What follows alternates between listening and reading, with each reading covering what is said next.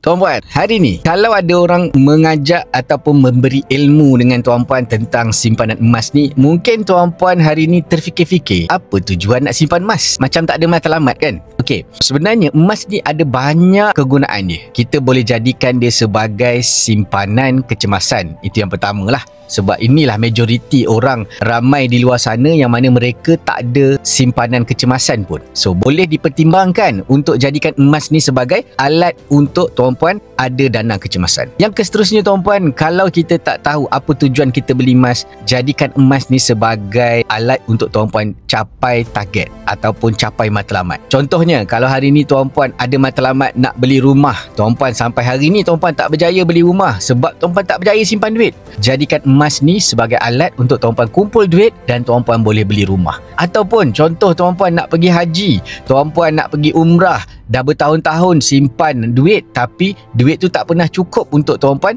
tunaikan umrah. Jadikan emas ni sebagai alat untuk tuan-puan capai impian untuk pergi umrah. So kalau tuan-puan nak jadikan emas ni simpanan bermatlamat ataupun alat untuk capai matlamat ataupun alat untuk capai impian tuan-puan, isi beg servis yang saya sediakan di bawah untuk saya bantu tuan-puan. Jangan lupa follow saya untuk info emas dan juga kewangan.